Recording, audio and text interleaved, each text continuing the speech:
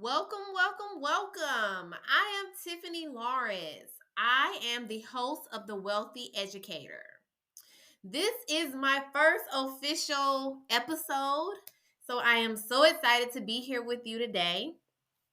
I wanted to take this time to talk to you a little bit about why I started this podcast and kind of tell you a little bit about myself.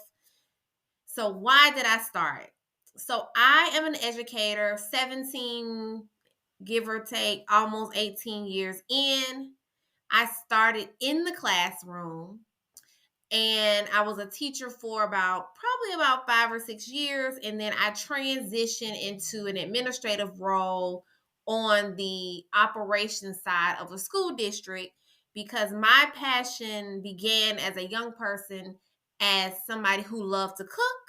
And so I taught culinary when I first came into education, and I've taught several other things. I have certifications in several different fields, but after my own heart was the opportunity to flip out of the classroom and become an administrator over, what do you know, the school cafeteria. And it was a perfect fit for combining the things that I love. And ironically, that ties into what I love. I love to talk all things money, all things budgets. And believe it or not, school nutrition is one of the biggest businesses that is ran inside of a school district. So it gave me the opportunity to combine the business part of my brain with the creative part of my brain. And so it has been a great fit for me up until this point so far. So I started this because as an educator, I have learned so much about the opportunities that we have as educators, and in the sense of how we plan for retirement, how we flow through our career, and the opportunities for building wealth that are available to us.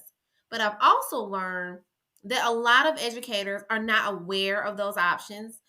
They are not tapping into those opportunities. And so this podcast is my opportunity to share information and stories related to building wealth as an educator that I hope can help listeners that tune in to me. So this week, I am going to talk a little bit about budgets versus frugality. I'm starting with this because anybody who knows me knows that I love budgets, and I kind of get a bad rap for that because when they hear the word budget, they go running. And I want to talk about budgets because I want to make sure that when I talk about a budget, I don't necessarily want you to always think frugality. Frugality to me has a negative connotation, and it really, in my brain, makes me think about being cheap. And I don't necessarily want you to think be cheap, but I do believe that you should have a budget, quote, a plan for your money, right?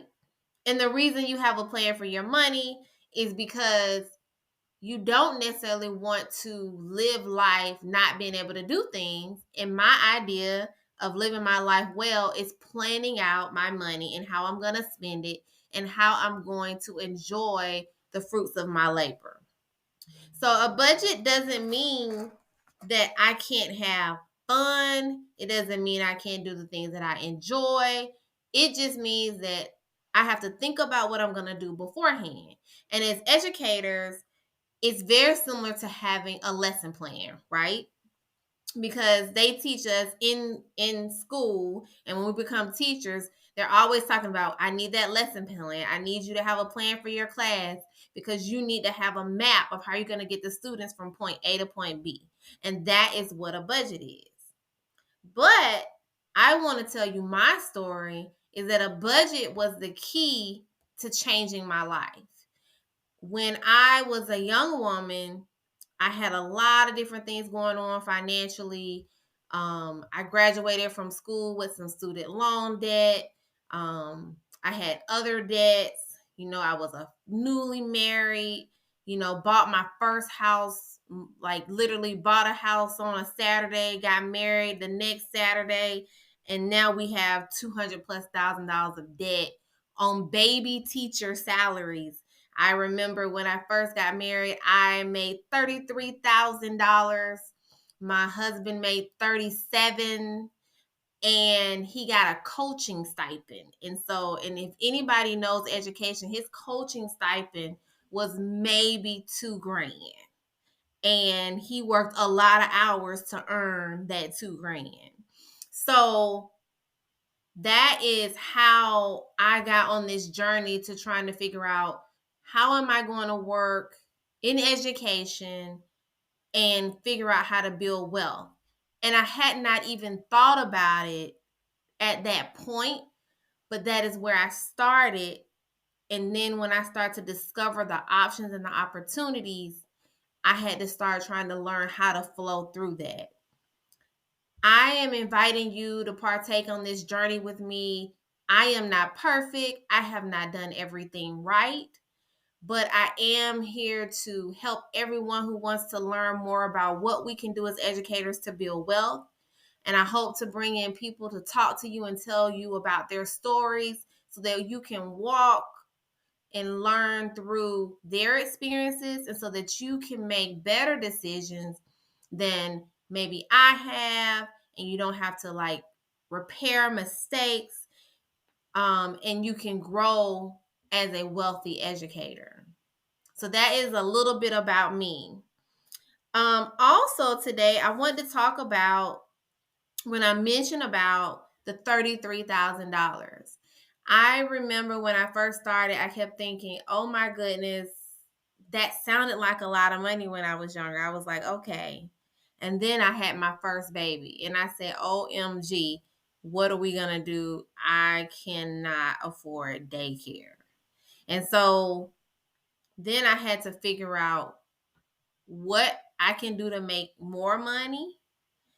And in education, everybody knows the way to make more money is typically to get more degrees, i.e., how I ended up in $198,000 worth of student loan debt, because the way to increase your income. So I thought the best way back then was to add more degrees to my tally to put on the wall so that I can go up that pay chart that seems really inflexible as a baby teacher.